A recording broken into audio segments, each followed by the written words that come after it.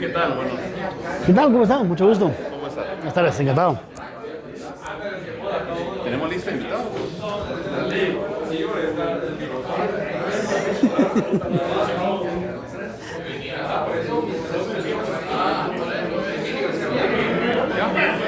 ¿Me autoriza, señor presidente?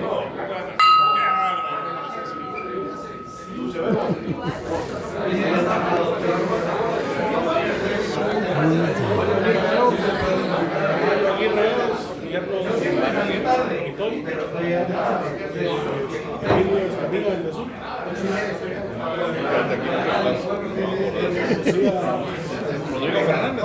Sí, sí. ¿Quién lo va a presentar?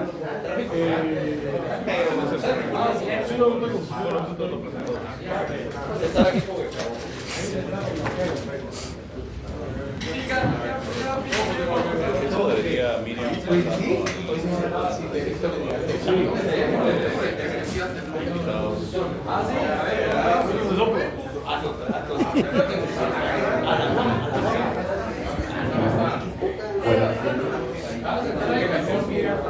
Buenas tardes, compañeros.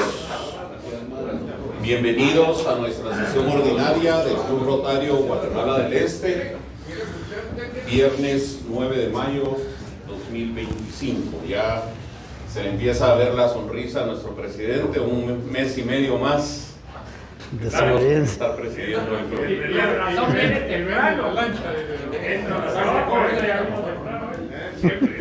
Empezamos nuestro protocolo con bienvenida a los invitados, pero no tengo el listado por acá. Mario Aguirre, invitado por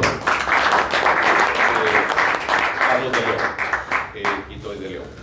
Tenemos Y Emilio Escamilla, Emilio Escamilla, de las Américas. de la Club de las Américas, compensando. Bienvenido.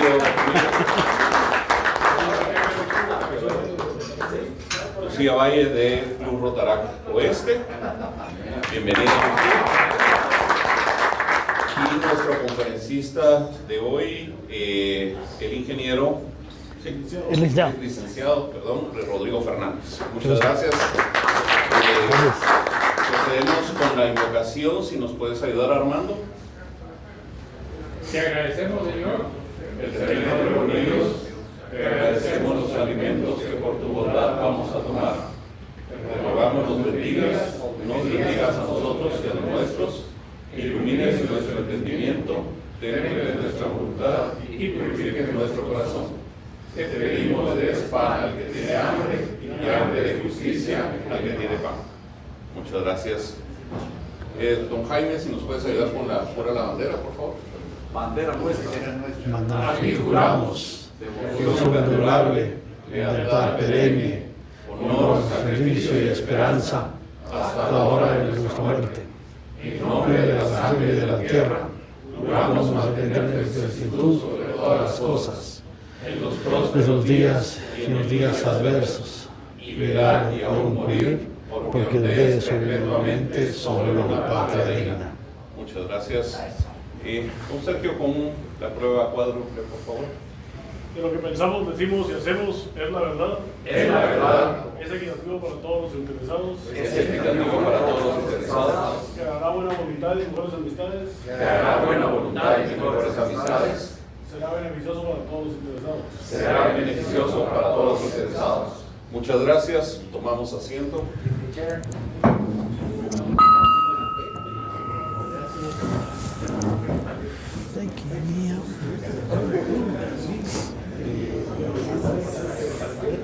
Señor presidente, si nos puedes dar anuncios, por favor. ¿Quién se va primero? ¿Delfo o Bernardo Arevalo? ¿O quién? ¿Quién se va primero? ¿Delfo o Bernardo Arevalo? espero que Bernardo. La primera dama, Jote. ¡Ahí llegó!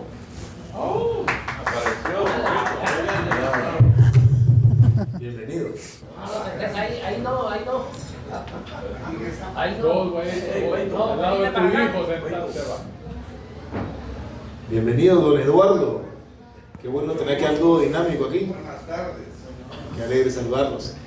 Pues bueno, ya después del protocolo de ver a los Rodman por acá, quería comentarles rapidito, tenemos una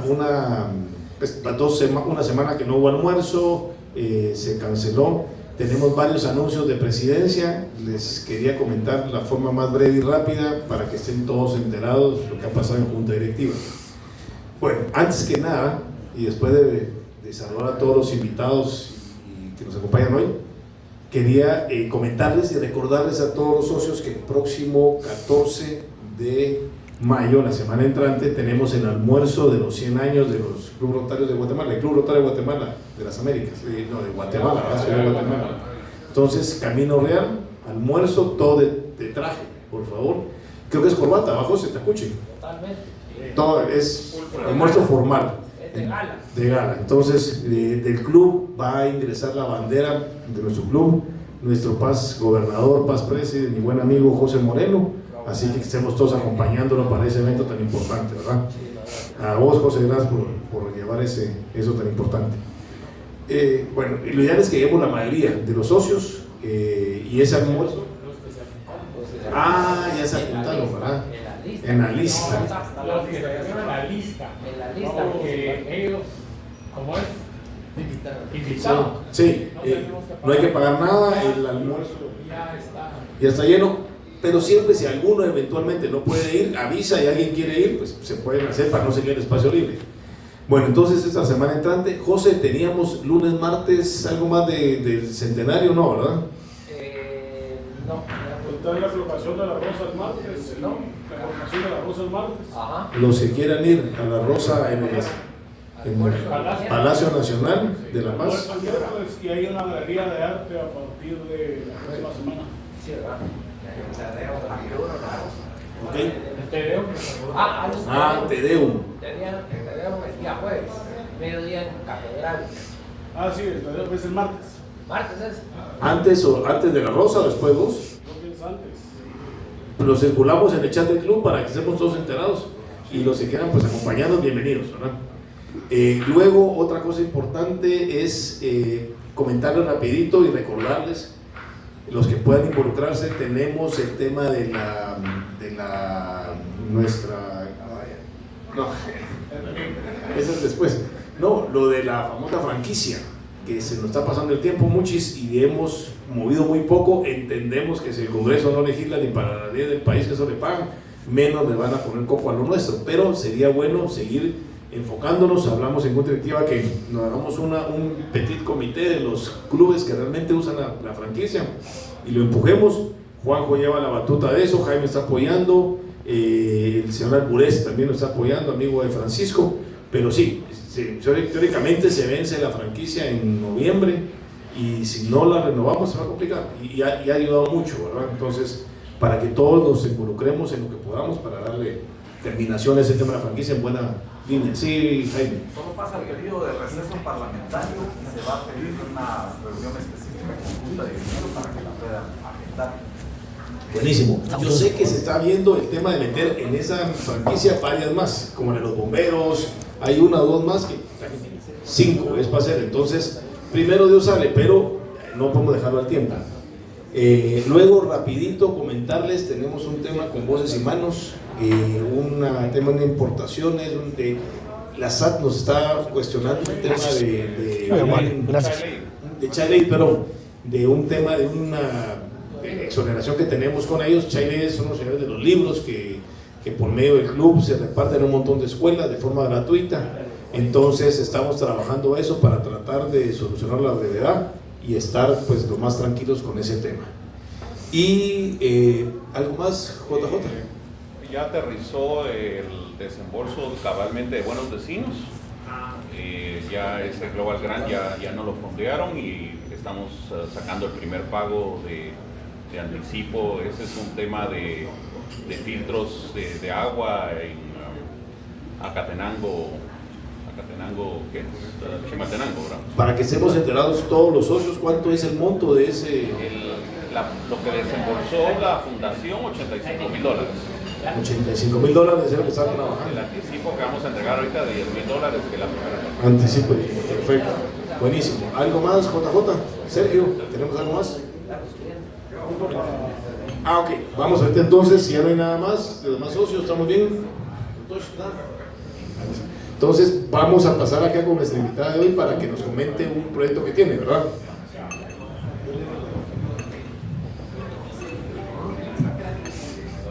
Bueno, ¿qué tal? Supongo muchos me recordarán, soy Lucía Valle del Club Guatemala Rotaraco Este y les vengo a comentar un proyecto que vamos a hacer por el proyecto distrital. El 17 de mayo queremos hacer una actividad con madres jóvenes que están entre 14 y 22 años del basurero de la zona 3. Les vamos a llevar unos kits para los recién nacidos, leche, pañales, ropa, etc. Vamos a llevar 2 conferencistas, una nutricionista y una persona que hablará sobre derechos de la mujer. Y para llevar a cabo la actividad estamos haciendo una rifa en donde el premio son 1,500 y comprar cada ticket vale 30 quetzales. Así que vengo aquí a pedir su apoyo si alguno de ustedes quisiera apoyarnos porque ya estamos a muy pocos días y pues sería de gran ayuda. Prácticamente eso era, entonces 30. ¿Ahí lista?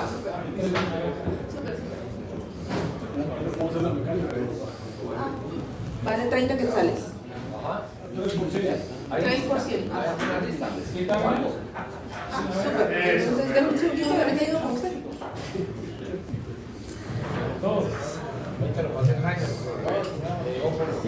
Solo la mecánica va a ser similar a las rifas numismáticas, que es los últimos 2 dígitos de la rifa Santa Luz, de la Lotería Santa Lucía. Entonces, no es que vaya a ser una tómbola, sino realmente lo que salga del benemérito el día de mañana, ahí se va a designar quién es el ganador. Muchas gracias. Bueno, Sergio, si podemos presentar a nuestro conferencista del día de hoy, por favor.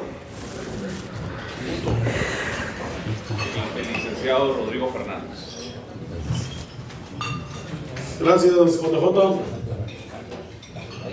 Bueno, ahí sí que le agradezco a Rodrigo pues, el que haya aceptado la invitación para darnos hoy un tema tan interesante. De ahí la gran convocatoria que tenemos hoy. Y para presentarles un poco de la hoja de vida, nuestro conferencista es abogado y notario, tiene una maestría en Relaciones Internacionales, asimismo es investigador de la Universidad Francisco Marroquín, catedrático. Ha escrito varios libros y en el sector energético ha estado como presidente de la Comisión Nacional de Energía Eléctrica. Así que de primera mano pues, tiene conocimiento de cómo se maneja el mercado nacional de la energía. Y es aparte historiador, así que también en septiembre lo vamos a tener acá para que nos cuente un poco sobre la historia de Guatemala. Y le doy la bienvenida, Rodrigo. Gracias. Te dejo con el uso de la palabra. Gracias, Sergio. Muchas gracias. Bueno, buen provecho a todos, muy buenas tardes. Traje una presentación, pero yo preferiría que después de que ustedes coman, adoptáramos más un modelo como de conversatorio para que sea un poquito más relajado y no sienta yo que estoy dando clases. Me había comentado Sergio que algunos de ustedes ya tienen conocimiento del sector. Yo traje una presentación básica, digamos, que lo hemos usado para otros clubes rotarios, no sé cómo se llaman, secciones o cómo se llaman ustedes, pero clubes rotarios. Entonces, esta solo que esta está actualizada por solicitud de Sergio para que abarquemos también lo que pasó en España en los últimos días. Digamos, solo para tener todos una base de conocimiento común. Antes de 1996, el sector eléctrico estaba centralizado en el Estado, era estatal, ¿verdad? El INDE se encargaba de la generación, transporte y distribución de energía. Esto llevó a que Guatemala tuviera, si ustedes se recordarán, allá por el año 93, 94, hubo una crisis energética. Yo en esa época vivía en Alta Verapaz y tuvimos racionamiento de energía 18 horas. Entonces, digamos, había como una gran necesidad de modificar el sector eléctrico para que fuera muchísimo más eficiente, sobre todo que fuera privado, ¿verdad? En la medida de lo posible. Y entonces se emitió la Ley General de Electricidad en 1996, el decreto 93-96. ¿Qué cambió con la Ley General de Electricidad? Básicamente se liberaron todas las actividades del sector eléctrico.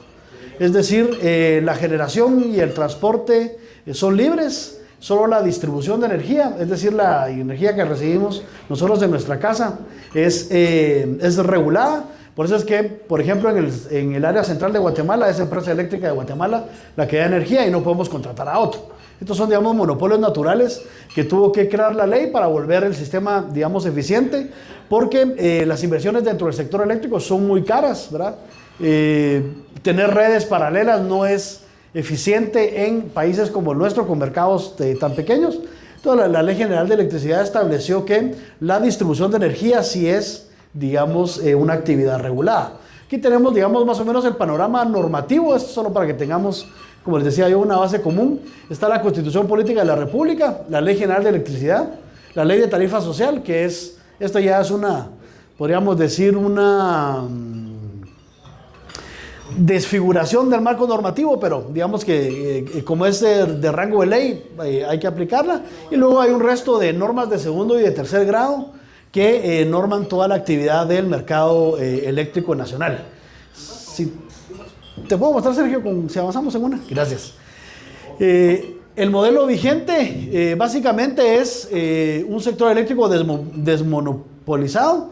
Digamos, sigue teniendo participación el Estado en ciertas actividades. Por ejemplo, en el Ministerio de Energía y Minas sigue existiendo por razón que emite normativas, políticas y ciertas recomendaciones.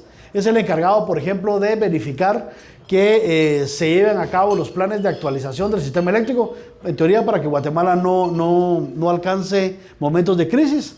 Está la Comisión Nacional de Energía Eléctrica, que es el ente regulador, que regula la actividad de las distribuidoras y de nosotros como usuarios protegidos por la ley, por la cuestión de asimetría con las grandes distribuidoras. Y está la AMM, que es el que, digamos, opera el sistema eléctrico, no solo desde el punto de vista técnico, es decir, es el que se encarga de despachar toda la energía en el país, sino también administra un mercado de oportunidades de la energía. Entonces, digamos, es una innovación bastante moderna, en el sentido que en Guatemala se creó varios mercados, digamos, de energía que pues hasta la fecha han funcionado y son, digamos, como muy atractivos para el sector privado. Aquí, digamos, está en forma de pirámide y círculo, cómo interactúan las nuevas entidades a partir de la Ley General de Electricidad. Ven ustedes que hay digamos, un área central que es la del Estado, salvo el AMM, que es eminentemente privado. Y luego hay, digamos, todos los actores que participan en el sector. Tenemos los generadores, los transportistas, los comercializadores, que son intermediarios. Tenemos a los distribuidores y a los grandes usuarios, que son, digamos, mayoritariamente industriales o comerciales, ¿verdad? Que por la cantidad de energía que consumen, digamos, tienen el beneficio de la ley de poder negociar directamente con las generadoras, sus bloques de energía.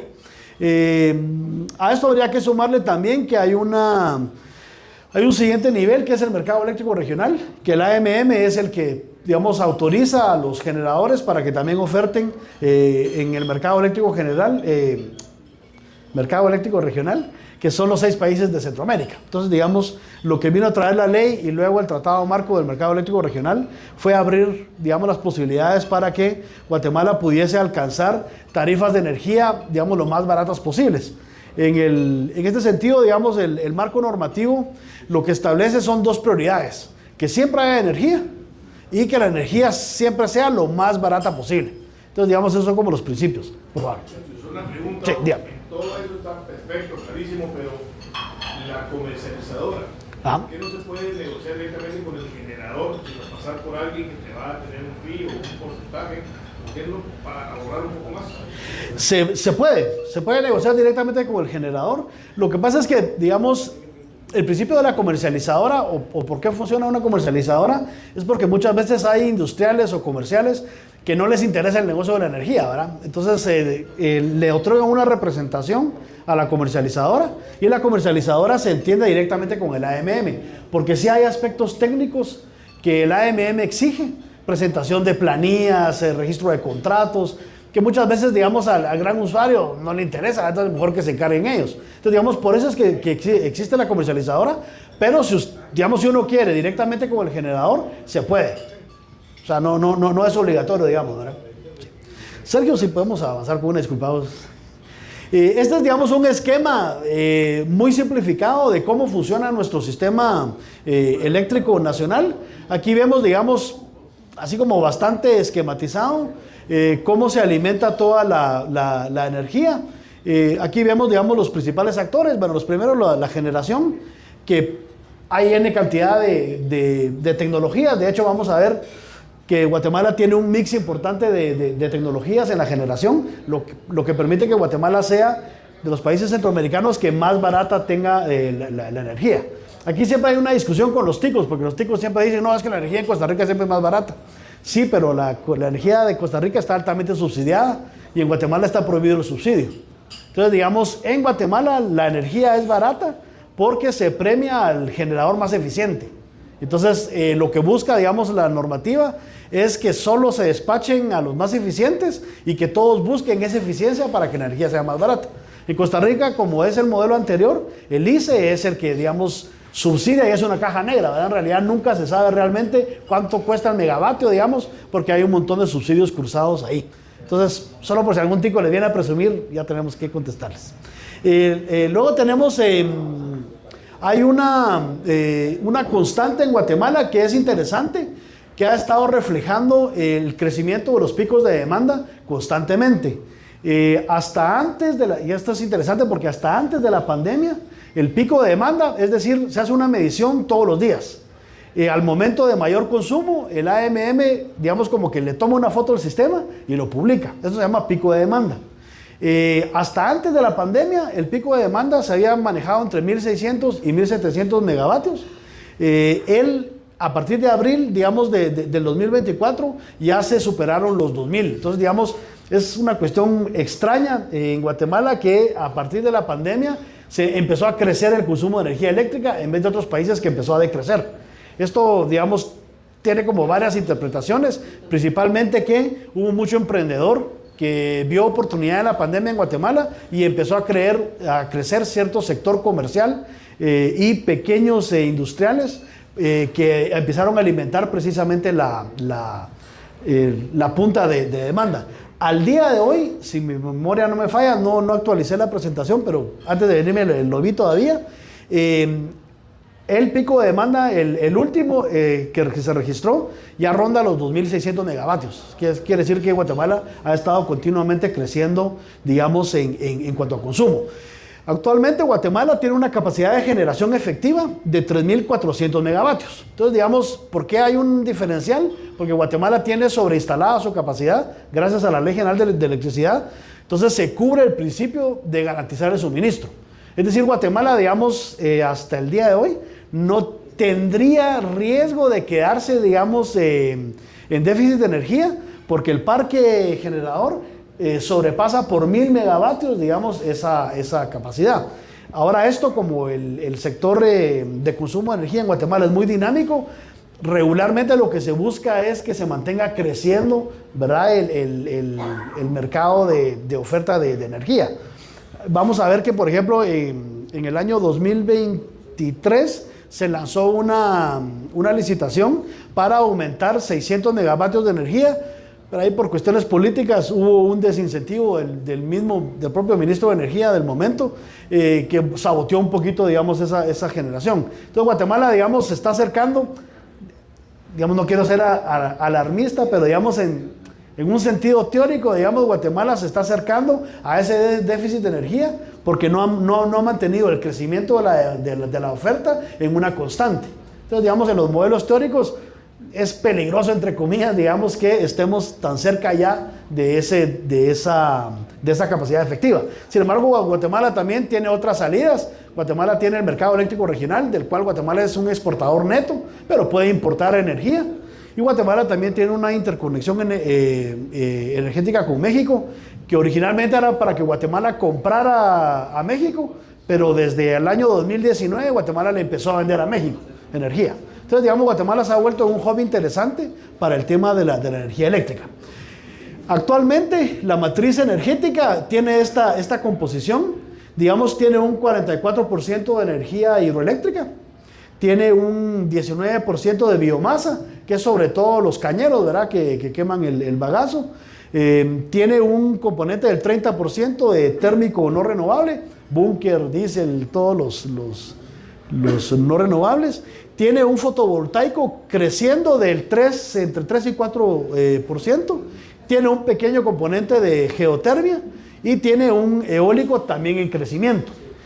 Actualmente, digamos, hace como un mes se presentaron las bases de licitación para una PEC 5, que es el plan de expansión de la generación, donde se quieren licitar 1.500 megavatios para el 2032 volver a estabilizar el sistema. Aquí, digamos, el tema es, otra vez, espero que me tomen a bien las críticas constructivas al gobierno, es que parece que el ministro de Energía, digamos, como que no sé si no entiende el sistema o tiene compromisos que superan, digamos, su entendimiento. Se lanzó la PEC 5, se buscaba precisamente volver más diverso la matriz de energía, y en la presentación de la licitación el ministro se pasó hablando que necesitábamos gas natural. Y gas natural no es recurso propio, el gas natural hay que irlo a comprar afuera. Guatemala tiene Citipetén, tiene creo que son 10 megavatios, pero si el ministro está diciendo que quiere 1.500 megavatios de energía generada adicional, pero que quiere gas natural, hay que irlo a comprar a algún lado. Entonces, digamos, ahí como que el ministro no termina de entender, en mi opinión, verá cómo funciona el sistema. Dígame, por favor. Hay una de gas que genera no sé cuántos cientos de metros cúbicos de gas y que está solo quemándose porque no hay regulación. Sí. Ya le autorizaron lo que pasa es que ahí era un vacío de ley, porque Citipetén es explotadora de petróleo, no generador de energía. Entonces lo que pasa es que ellos abrieron unos pozos y no salió petróleo, sino gas natural. Entonces se pasaron como 10 años efectivamente quemando el gas natural, en lo que el Ministerio de Energía y Minas le encontraba la salida para que pudieran cambiar de actividad. Tengo entendido que hace como 2 semanas ya tienen la autorización para generar. Van a montar una planta generadora que ronda como los 10 megavatios y que afortunadamente, digamos, va a venir a solucionar el problema Petén, ¿verdad? Eterno, de que siempre había estado aislado con mala calidad de energía. Entonces, pero digamos que ese componente de gas natural es mínimo para cubrir 1.500 megavatios, ¿verdad? La insistencia del ministro nos parecía a todos extraña, porque se estaba hablando de una licitación de querer tener todas las tecnologías posibles, porque la dependencia de una sola tecnología es peligrosa. Ustedes se recordarán, en el año 2019 a Costa Rica le pasó, ellos le apostaron casi solo a la hidroeléctrica y hubo sequía 2 años y tuvieron que ir a comprar energía al mercado eléctrico regional a precio de oro, ¿verdad? Panamá y Nicaragua les vendía, pero a precio de oro. Entonces Guatemala quiere evitar eso, lanzaron esta PEC 5 y esperamos que funcione. Sí, por favor. Si hay, es decir, como no hay superávit, sino por el contrario, nos hace falta energía, eso quiere decir que como nos hace falta va a subir el precio para el consumidor. Lo que pasa es que... Yo sé que el precio a nivel latinoamericano es el mayor precio de Guatemala, pues, sí. Según estaba viendo mi encuesta, no sé si es cierto eso. Todavía no tenemos déficit de energía, sino que nos estamos acercando al equilibrio. Eso, digamos, sí pone en peligro, digamos, que en algún momento, si hay déficit, sí se disparen los precios. Ahora, el gran problema que, digamos, que tiene Guatemala es que cuando vienen a hacer, digamos, comparaciones, regularmente no comparan peras con peras, sino que, digamos, la mayoría de países de América tienen precios subsidiados de energía. Entonces Guatemala, digamos, como que hay una distorsión en la cual pareciera que Guatemala es más caro, pero en realidad, o sea, si lográramos hacer una limpieza de números, Guatemala es de los países que tienen más, digamos, más pura la oferta, exacto. Es menos intervenido el costo, digamos, de generación, no está intervenido por esos subsidios cruzados. Entonces, digamos, a veces no son del todo reales esas encuestas, ¿verdad? Yo me recuerdo cuando nosotros estábamos en la comisión, siempre una discusión, por ejemplo, con varias revistas regionales que publicaban índices de energía, ¿verdad? Y entonces decían que Guatemala era cara. Y era porque CEPAL le pide estadísticas a todos los países y CEPAL ajusta los precios. Entonces nosotros siempre alegábamos de que a Guatemala no hay que ajustarle más y de Guatemala ya está ajustado. Entonces ahí sí hay un poquito de manipulación, que ese es mi, digamos, el comentario es que Guatemala tiene el costo de energía es digamos, el más puro que hay, porque en Guatemala cuando se registran los contratos en el mercado mayorista, lo que uno compite por costo, no por precio. Entonces, digamos, ahí eso es lo que fuerza en realidad a todos los generadores a ser realmente eficientes, ¿verdad? Porque uno está peleando, abaratando los costos de generación. Entre yo más barato ofrezca mi costo, salgo despachado primero. Y eso me da a mí un beneficio, digamos, de poder participar mucho más de la oferta de generación, ¿verdad? CEPAL es de izquierda, es el primero. Claro. Y el ministro viene de CEPAL. Crear una planta para quemar gas LP.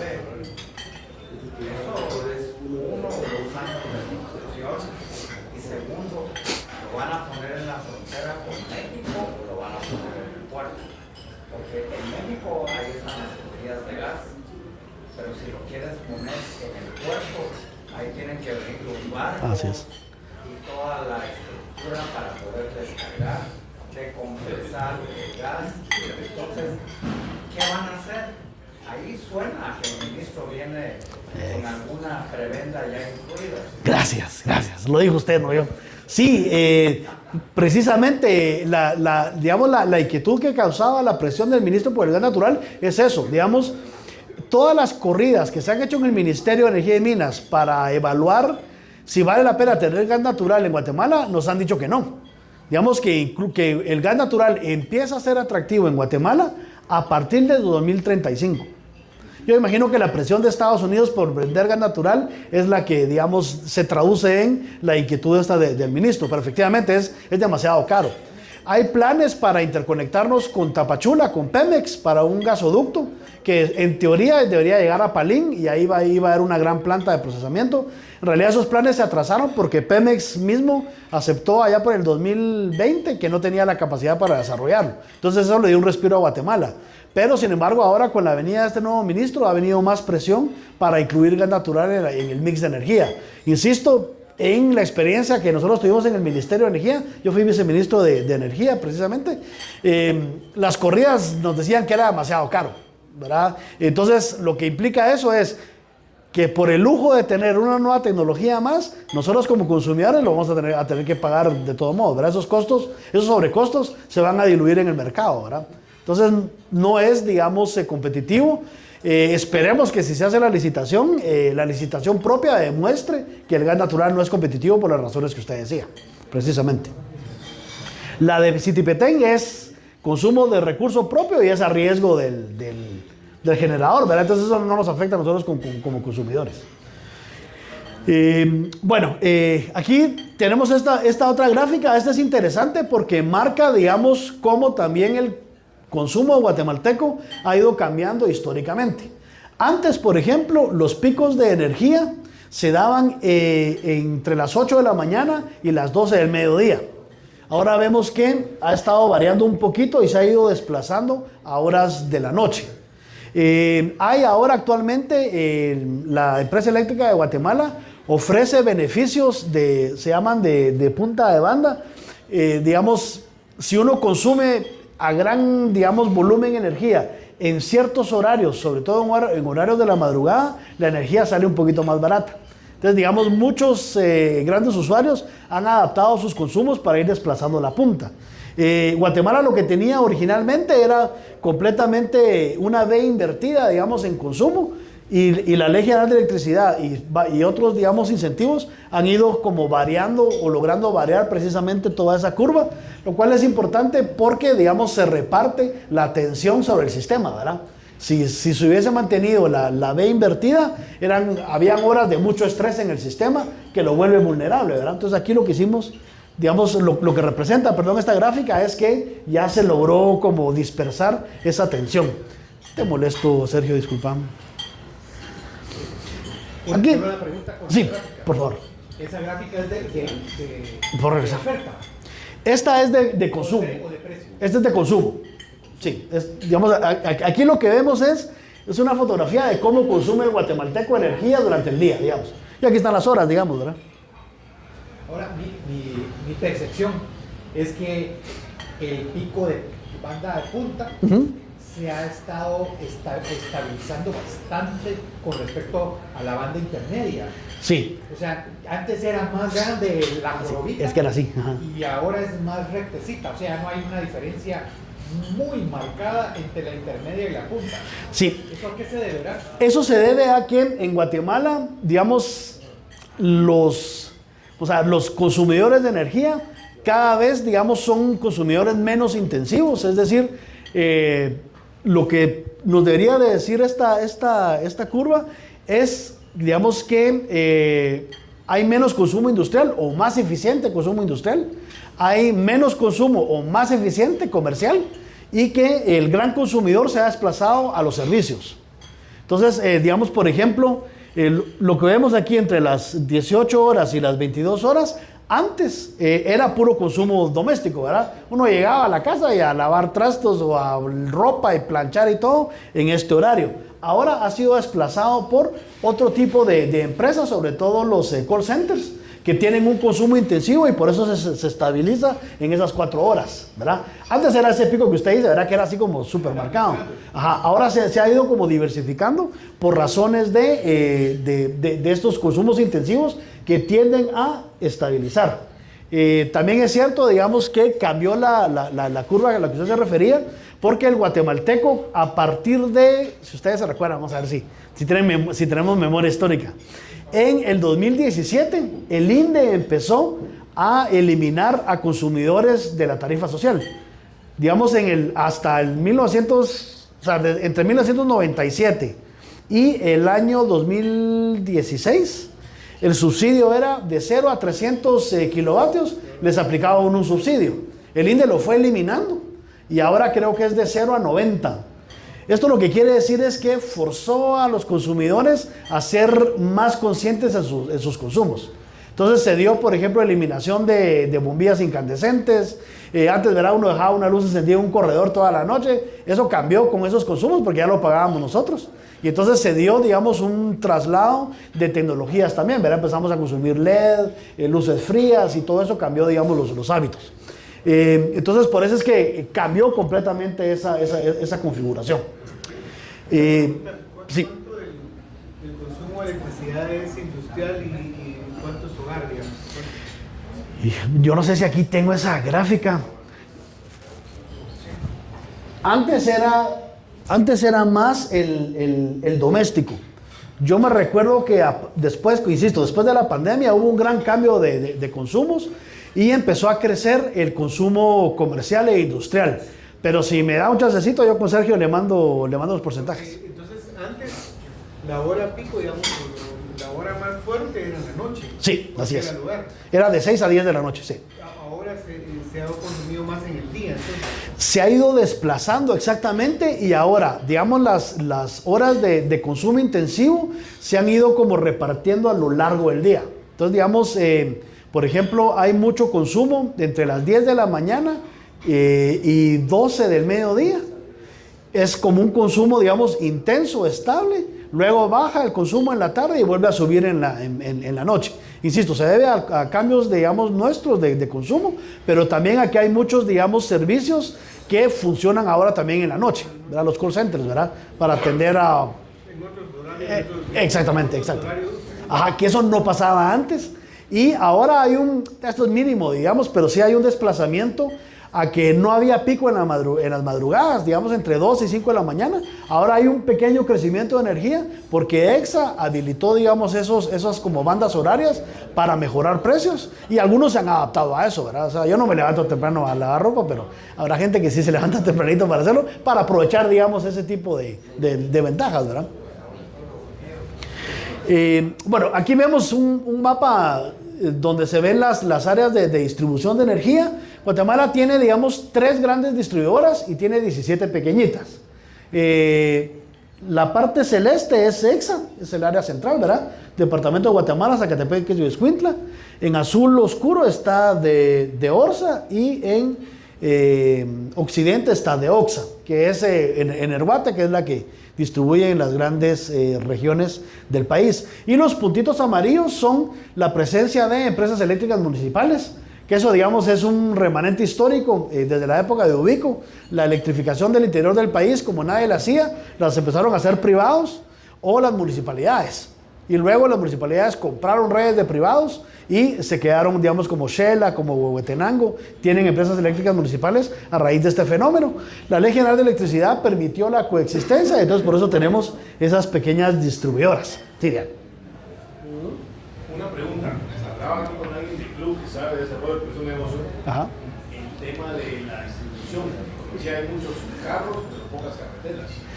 ¿Cómo está el tema de la famosa red de interconexión Trexa y toda charada? Distribución. Bueno, lo que pasa es que hay, digamos, grados de carreteras, gracias. Hay grados de carreteras, digamos, hay de transporte que es, en el caso de Guatemala es de 230 en adelante y distribución es de 230 para abajo. Ahí, digamos, Guatemala tiene una gran ventaja y es que ha tenido como mucha inversión intensiva para mejorar las redes de transporte con licitaciones. Digamos, justamente hace un mes se lanzó la PET 4, que es el Plan de Expansión del Transporte, que es para construir nuevas líneas de transporte en alta tensión, que son las torres que nosotros vemos, ¿verdad? Que para nosotros son grandes proyectos. Aquí solo un comentario así como para compararse uno. Vinieron unos alemanes a conocer el sistema eléctrico guatemalteco y nosotros les explicábamos muy orgullosos que nosotros teníamos líneas de transporte de 400 kilovatios con México, por ejemplo, ¿verdad?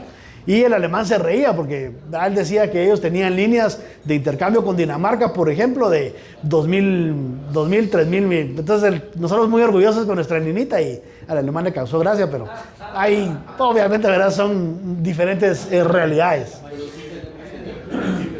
Sí, claro, exacto. Ahora sí las podemos ir a hay, digamos, en la actualidad, yo creo que, no sé si lo puse en esta presentación, pero digamos Guatemala sí tiene ahorita un riesgo de, digamos, no de colapso del sistema de transporte, pero sí de congestión. Digamos, por ejemplo, se ha dado el fenómeno, bueno, empezamos con la Ley General de Electricidad dice que el transporte de energía es libre y que el acceso a las líneas de transporte también lo es. Entonces, para evitar, ¿verdad?, que un transportista venga y nos quiera sacar de la jugada a ustedes, digamos, industriales y decirles, miren, no se puede. La ley lo que dice es, el acceso a las líneas es libre y si la línea, digamos, no permite, está saturada, el transportista debe de hacer obras para permitir la conexión y se reparten las con el que quiera acceder. En Guatemala, la PET 3, que fue la de Trexa, la PET 1 fue la de Trexa. Ese le causó mucho problema a Guatemala porque atrasó todas las obras de transporte. Luego vino otra licitación que la ganó FERSA, que también, digamos, vino a atrasar el tema. Luego vino una 3 que vino a expandir la ley, pero digamos, la red, pero no con la misma, podríamos decir, agresividad con que se había estado viniendo. Actualmente sí, digamos, hay problemas de acceso a la red en ciertos lugares. Por ejemplo, precisamente por como se lanzó la PEC 5, vinieron unos ticos que querían comprar unos terrenos en Zacapa para conectarse con energía fotovoltaica y cuando se le preguntó, por ejemplo, a Trelec que si se podía, nos dijeron que ya estaban saturadas esas líneas de transporte. Entonces, digamos, sí ya estamos llegando a ese punto crítico. El ministerio sacó una PET 4 junto con la PEC 5, pero en nuestra consideración, digamos, es insuficiente. Son puros, podríamos decir que eso es como quererle poner curitas a una posible hemorragia, ¿verdad? Es decir, creo que son ellos decían 4 grandes obras que no van a venir a ampliar el sistema, sino solo a paliar ya síntomas que digamos que el sistema ya había logrado vencer desde hacía mucho tiempo. Esto es porque, digamos, las inversiones en transporte se han estado ralentizando. Y esperemos que, digamos, se vaya solucionando en el camino. Aquí también hay que decir que la postura del ministerio ha sido complicada, porque el ministerio dice que es obligación del Estado hacer las obras. Sí, pero creo que queda más que evidente que el Estado no tiene capacidad para hacerlas, ¿verdad? Y la Ley General de Electricidad establece 3 formas de construir obras de transporte, que 2 de ellas no involucran al Estado.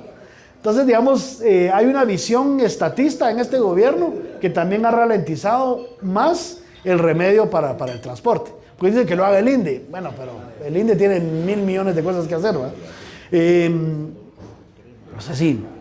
Bueno, estas son como generalidades digamos, de los agentes. Si quieren, yo les dejo la presentación con Sergio para que la puedan ustedes leer más despacito. Avanzamos si quieres. Sí, por favor. En la número 3. Ajá. Tal vez que vos que sos experto en ese tema. Solo... Hemos visto que los autoproductores con excedentes de energía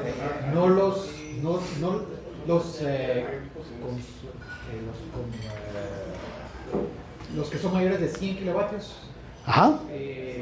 comercializadoras. Los comercializadoras no están queriendo hacer el contrato para autoproducción, para devolver la energía. ¿Qué punto tenés al respecto de eso? Lo que pasa es que la normativa que había incentivado a los distribuidores, los generadores distribuidos renovables, los GDRs, quedó en suspenso por un amparo en la Corte de Constitucionalidad. Entonces, digamos, ahorita no hay normas que regulen esa actividad. Y el gran problema es que la PEG 3 se había pensado, digamos, como había mucha conflictividad por el tema de las hidroeléctricas grandes, se había generado un esquema de que hubiera pequeños generadores hidroeléctricos, ¿verdad? O de cualquier tipo, pero principalmente hidroeléctricos, que pudieran obtener, digamos, las concesiones y vender la energía a las distribuidoras. El problema fue que hubo mucha especulación de esos contratos. Hubo muchos, digamos, entre comillas, generadores que eran de cartón, que se ganaron contratos e inmediatamente salieron a venderlos.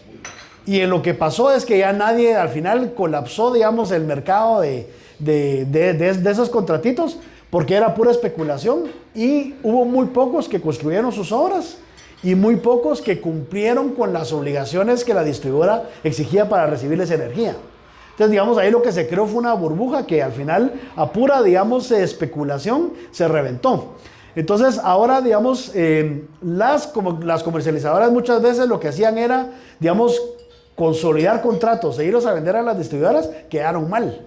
Entonces, digamos, ahora como que hasta que no haya una normativa, creo yo que no se va a reactivar esa actividad, porque expone mucho al sistema, ¿verdad? Por esa razón. Bueno, ahorita en la licitación. Sí, solo, pero sí. Es que es así. Sí, por favor. En la P5 los GDRs no metieron GDRs. No, por esa razón, digamos. Sí. Por favor. Ese es el mercado, pues, todo esto, pero es riesgoso para el inversionista, pero tiene los mejores precios también, y cada vez hay más. Sí, el problema, digamos, el único problema del mercado spot es que el mercado spot en realidad es un mercado de oportunidad, ¿verdad? O sea, debía ser solo para precisamente transar excesos, no para solucionar problemas de abastecimiento. Porque, digamos, lo que hicieron las distribuidoras cuando les empezaron a quedar mal los GDRs pequeños, las distribuidoras pidieron autorización para salir a comprar al mercado spot. Y el mercado spot, digamos, está por sobre el mercado de sobre el precio de los usuarios. Entonces, en realidad, a nosotros sí nos afectó porque nos aumentó la tarifa de energía, ¿verdad? Cuando la intención del mercado spot es todo lo contrario, ¿verdad? Es descifrar esos precios, ¿verdad? Claro. Pero, digamos, en un mercado aparte y no suplir, digamos, esas deficiencias del mercado, digamos, propiamente, ¿verdad? Gracias. Bueno, oportunidades, creo que le meto el acelerador. Oportunidades, tenemos la PEC 5, ya se presentaron las bases de licitación, ya están a la venta ahí por si ustedes se quieren meter al negocio de energía. Aquí lo que se busca es adjudicaciones para bloques de energía grandes. El bloque de energía llenar sus 1500 megavatios. Se busca, digamos, contratos por 15 años máximo, que es el máximo que establece la ley, para plantas nuevas, pero como ya hay un parque de generación instalado, hay también oportunidad para que los ya existentes participen y obtengan contratos inmediatos de 5 años. Lo que se busca con esto es precisamente alejarnos del punto de encuentro entre la oferta y la demanda, ¿verdad? Las fechas de inicio del suministro, bueno, son a partir del 2030 y hay unas graditas para llenarlo. Y digamos, ya fueron emitidos los TDRs y ya fueron emitidas las bases de licitación. Para transmisión de energía, les decía, ¿verdad?, que el Ministerio de Energía y Minas ha convocado a licitación para nuevas obras de transmisión para reforzar el sistema interconectado nacional. Sin embargo, en mi opinión, creo que no se alcanza, es como muy conservador, sí, muy modesto, muy conservador el planteamiento del ministro, y yo creo que no se va a lograr ni siquiera lo que ellos quieren, pero digamos, esas son mis notas al pie de página. ¿Te parece, Sergio? Digamos, sí hay una oportunidad siempre en el mercado eléctrico regional.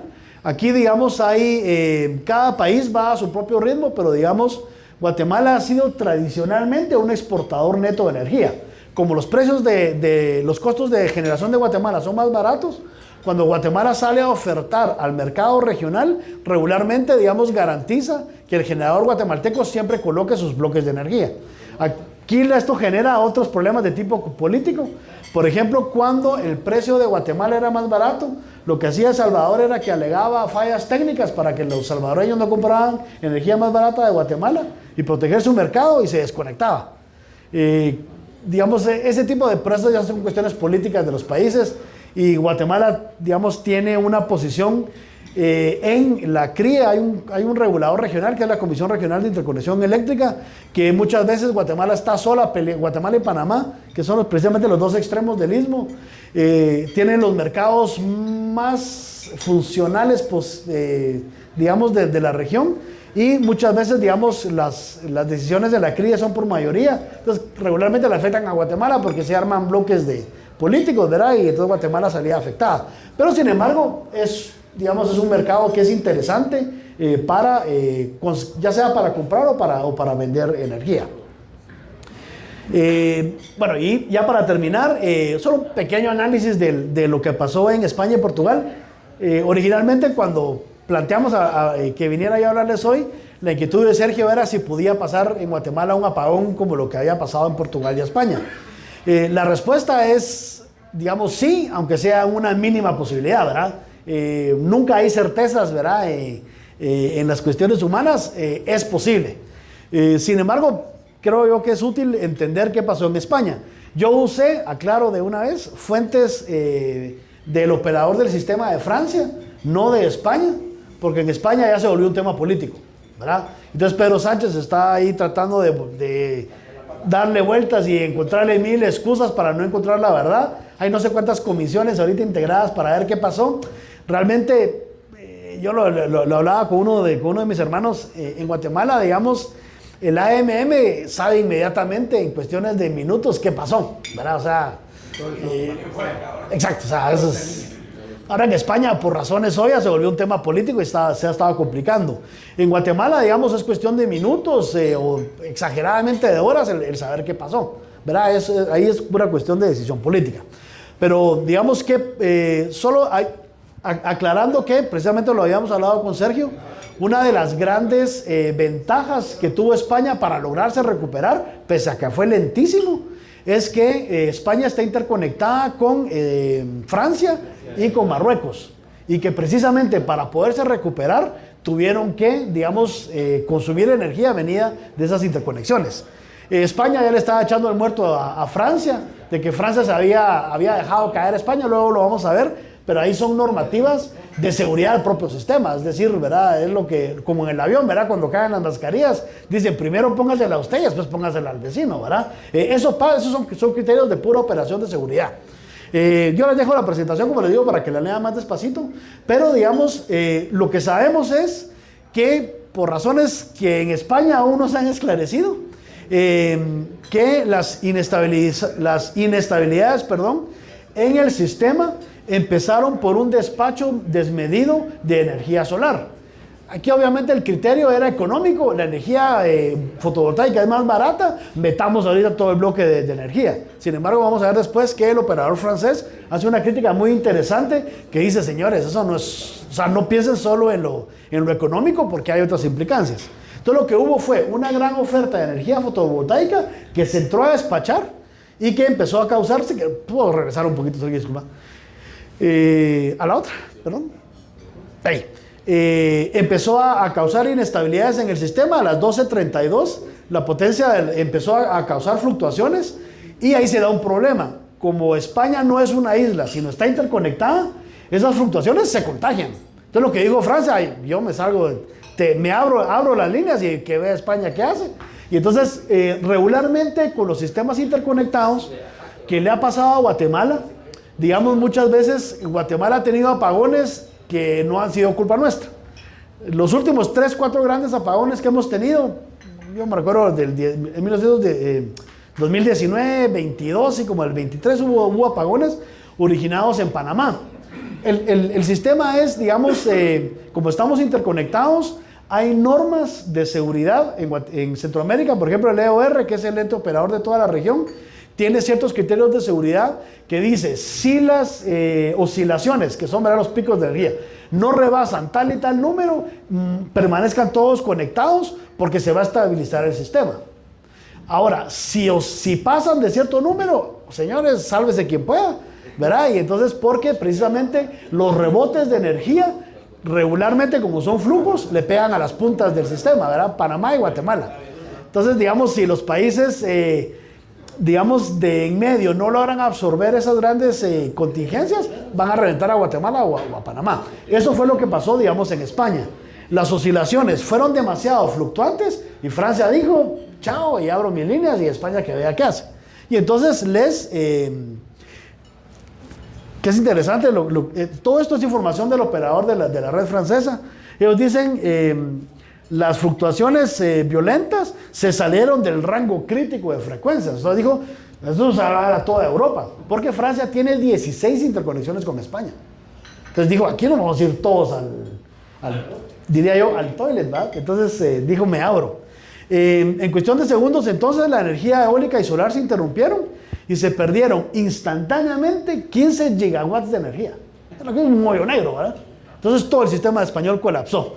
Ahora esto es como uno pretender arrancar un tráiler de diésel en un segundo, ¿verdad? Es imposible, ¿verdad? Entonces, por eso fue que se tardaron mucho en reconectar. Te molesto, Sergio. ¿Por qué pasó, digamos, este despacho sobredimensionado de energía solar? Por cuestiones políticas e ideológicas, ¿verdad? Hay un pacto verde europeo que se basa en un desmedido aumento desmedido de las renovables, que están proyectadas para un 42.5% en el 2030, que implica que la eólica se multiplique por 2 y la solar por 5. Ahorita les voy a explicar por qué es un problema. Y es probable que situaciones se vuelvan a dar. El gran problema que tienen las energías renovables, sobre todo las solares y las fotovoltaicas, es que son muy inestables. Y como no inyectan potencia al sistema, lo que hacen es que desestabilizan el sistema y el sistema debiese contratar a otras generadoras de otra tecnología que inyecten potencia para estabilizar el sistema. En el tema político, ya explicaron, porque digamos, lo que está haciendo Pedro Sánchez es echarle la culpa a todos los generadores. Los generadores explicaron que ellos le habían pedido al operador del sistema español que les diera 5 años de plazo para poder aplicar el Pacto Verde Europeo, porque España no tenía defensas y no había hecho las inversiones suficientes para soportar un cambio de este tipo de generación. La energía verde está de moda. Hace falta, creo yo, muchísimo análisis para entender si realmente la energía verde es verde, ¿verdad? Todos nos creemos el cuento, por ejemplo, de Costa Rica, ¿verdad? Que su energía es azul porque toda es hidráulica. Regularmente le compran potencia al MER, que es Guatemala, que es Costa Rica, dice el búnker, para inyectarle estabilidad al sistema. Entonces, digamos, en realidad no es realmente energía verde, sino es así como media grisona, ¿verdad? Siempre hay un componente contaminante en todas las energías y pareciera que es hasta cierto punto fantasioso y técnicamente muy peligroso tener, digamos, ese tipo de energía porque le inyecta mucha inestabilidad al sistema. Entonces, ¿cuál sería la idea? Buscar un modelo más equilibrado. Nosotros cuando estuvimos en el Ministerio de Ingeniería y Minas, nosotros establecimos que el equilibrio ideal es de un 80-20. 80-20 de energías renovables, todo el mix posible, no solo fotovoltaica y solar, porque estas son muy inestables y con el cambio climático es muy peligroso también querer depender de este tipo de tecnologías, ¿verdad? Por ejemplo, hoy, no sé qué estarán haciendo los fotovoltaicos, hoy cómo amaneció. Entonces hay que ir a salir a comprar al mercado para respetar sus contratos. Esas son inestabilidades financieras también que le meten incertidumbre al sistema. Entonces, el modelo ideal, según Rodrigo y el Evangelio según Rodrigo, es de 80-20, ¿verdad? Que se mantenga un 20% de generación, entre comillas, sucia, digamos, que garantice que el sistema siempre vaya a funcionar. Bien, y después, pues... La energía nuclear va a tener un regreso de vuelta porque esa es la que te da esa estabilidad. Los franceses dicen que sí, y los franceses, de hecho, el comentario es decirle a los españoles, por mulas que cerraron sus plantas nucleares, porque a nosotros no nos pasa, porque nosotros tenemos eso. Y a los alemanes, sí. Aquí el pleito ahorita es que España y Francia, porque Pedro Sánchez les trató de echar la culpa a Francia, ¿verdad? Perdón, usted quería decir algo, presidente. En un país que esté realmente 99% verde, todo lo que se oye, Finlandia, esos lugares con... Sí. Bueno, digamos, no sé si 99%, pero digamos que sí se van acercando. Digamos, por ejemplo, Costa Rica, Dinamarca, Suecia, Noruega. Ahora, lo que pasa es que, como le digo, no es del todo cierto porque toda Europa está interconectada.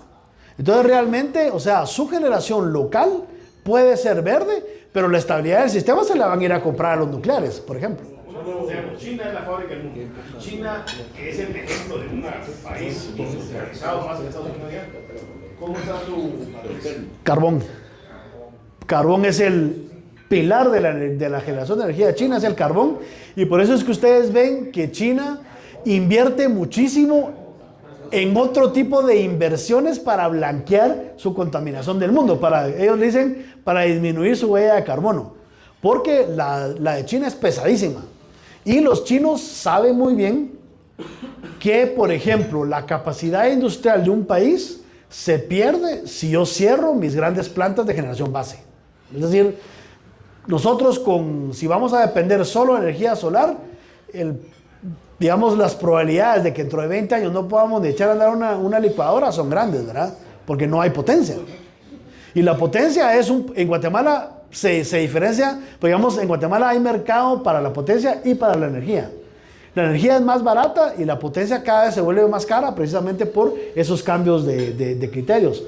Yo, digamos, creo que en realidad ni Alemania, digamos, con su gran cuento de la energía verde, es del todo cierto, porque la gran industria alemana, digamos que los almacenamientos de energía para generar potencia son carísimos. Entonces, digamos, China lo entiende, ¿verdad? Y entonces China lo que hace es que empieza a hacer otro tipo de inversiones, ¿verdad? Vendiendo carros eléctricos, todo para limpiarse la cara, pero uno va al interior de China y lo que hay es una generación de carbón abusiva, ¿verdad? Entonces, digamos, pero esa es cuestión, en realidad son cuestiones políticas, ¿verdad? Digan, por favor. La India es carbón y la India, por ejemplo, es más inteligente que los chinos porque la India tiene ahorita un pacto que se llama el Pacto Solar, que le estuvo tratando de vender a Guatemala durante años, que Guatemala se sumara, y es para generar, digamos, una dependencia de paneles indios, ¿verdad? De solares indios. Entonces, lo que hacen es que, digamos, para afuera están, todo es sol, y adentro están quemando como degenerados, ¿verdad? Una pregunta. Sí. Justamente ahorita que mencionaste los vehículos eléctricos, ¿cuánto más tiene que generar Guatemala, digamos, si tuviera que sustituir el parque vehicular de combustible a eléctrico? ¿Cuánto tendríamos que generar? Buenísima pregunta. En los estudios que se han hecho, dicen que, digamos, imaginándonos de que va a haber un cambio radical de parque vehicular, va a ser como el 25-30% de generación más para alimentar los vehículos. Ahora, la gran duda es... ¿De dónde va a venir esa energía también? Bueno, digamos que eso se solucionaría con los planes de expansión de la generación ambiciosos. La infraestructura. O O sea, ¿realmente Guatemala va a poder cambiar gasolineras por electrolineras? ¿Será que las carreteras van a tener playas de estacionamiento para recargos de energía? O sea, un montón de preguntas que, por ejemplo, con las 10 horas del apagón en España, ¿qué hizo la gente con sus carros eléctricos si no los había dejado cargando en la noche? Entonces se plantean nuevas preguntas, ¿verdad? Solo un comentario. Sí. Respondiendo a una pregunta de Delfo, el país que tiene mayor producción de energía renovable es Islandia. O sea, la mayoría Pero es geotermia, ¿verdad? El 30% es hidroeléctrica y el 30% es geotérmica. Es geotérmica, sí. 70 de eléctrica y 30 geotérmica. Entonces tienen 96% de generación renovable. El caballero después usted, perdón. Sí. Pero para un país de 500,000 personas. Perdón. Sí, claro. En Islandia, miren, Los carros eléctricos es para países. Claro, exacto. La gente que no tiene pisto va a tener que tener lo que ya tenemos. Sí. Ya sabemos hacer. motos. Todo lo demás. No, sí, por favor. Sí, por favor. Yo estaba esperando el turno hasta el final, pensé que iba a haber un momento de preguntas, pero veo que aceleraron el paso. No, mejor, así lo hacemos más dinámico. Ajá. Por eso voy a regresar a cosas que ya se... No se preocupe, no te preocupes. Lo primero es que pudiera puntualizar, digamos, qué grado de participación tiene en el Departamento de Guatemala, Escuintla y Zacatepeques, EPM, las empresas públicas de Medellín. Es decir, cuánto capital y cuánto incide, digamos, en la política energética en esta área. Ok. Le tiro todo de una vez. Démosle. Buenísimo. Lo otro, el apagón ya lo pasó. Y lo segundo es, ¿tiene usted, digamos, algún criterio de cuánto incide el tema de Codeca en el suroccidente del país en cuanto a los temas energéticos para inversión, para prevención, para conectividad, bla, bla, bla? Tercero, Guatemala en este momento no cuenta con una política de Estado en materia energética. Nos quedamos apenas con lo que hizo la Carmen Uriza y toda esa cosa todavía. Y que como nombre y apellido, y perdón que aquí nos están grabando, que me dijera cuál es su criterio respecto al funcionario que yo lo vi, lo tenía en el Congreso, muy bueno a mi criterio, Carlos Colón. Es decir, para mí es un genio que está desperdiciado el tema energético, pero quisiera su opinión. Y lo último, digamos, ¿qué papel juega CMI en que nos tienen en una camisa de fuerza que al final de cuentas creo que son uno que reparte la baraja del tema energético? Gracias. Bueno, empecemos con EPM. Bueno, Empresas Públicas de Medellín compró EXA, una participación muy grande. Sin embargo, es mi opinión que ha sido beneficioso porque le ha inyectado muchísimo capital a la empresa eléctrica. Digamos, por ejemplo, leyendo, digamos, los informes de empresa eléctrica, cuando a uno se le va la luz en su casa y uno llama a la empresa eléctrica, el promedio de respuesta son de 25 minutos. Exacto. En de Orsa es de 24 a 26 horas en el interior del país. Entonces, digamos, lo que hubo fue una gran inyección de capital que no sabemos de dónde viene, ¿verdad? Porque yo tengo mis dudas de dónde viene ese dinero en Medellín, pero digamos que a nosotros nos ha beneficiado porque sí ha permitido, digamos, grandes inversiones y ha modernizado, digamos, también a empresa eléctrica. Me decía lo de CMI. Bueno, digamos, ellos tienen grandes hidroeléctricas, sin embargo, insisto, en el AMM se compite por costo. Entonces, digamos, ellos tienen que mantener siempre sus costos, digamos, competitivos para poder salir despachados. Digamos, la gran ventaja del AMM es que como hay tantos generadores, como que las cuotas de poder se diluyen en esa... Sobre todo, digamos, tal vez no en la junta directiva, que ahí siempre me imagino que yo ni me imagino cómo hacer esas reuniones, pero en el despacho diario se hace público, ¿verdad? Se hace una orden de mérito. Luego se hacen, digamos, el AMM por ley publica el predespacho, publica el despacho y el postdespacho. Entonces, digamos, eso lo que hace es que como es información pública, transparenta las transacciones. Yo me imagino que si CMI tiene, obviamente el músculo que tiene, lo han de manejar en otro lado y de otra forma, pero no, digamos, en el puro funcionamiento del despacho diario, digamos, ¿verdad? A Carlos Colón, yo también coincido, ¿verdad? Es un talento desperdiciado. Sin embargo, ¿verdad? Como es sobrino de su tío, ¿verdad? Tiene una cruz ahí que le pesa, ¿verdad? Y había otra pregunta suya, perdón, eran 4, ¿verdad? Codeca, digamos, era un gran problema para las distribuidoras. Sin embargo, digamos, las distribuidoras, sobre todo Unión Energuate, tuvo una reacción muy agresiva. En su momento, a mí me preocupaba mucho cuando nosotros estábamos en el ministerio porque estaba provocando mucha conflictividad y era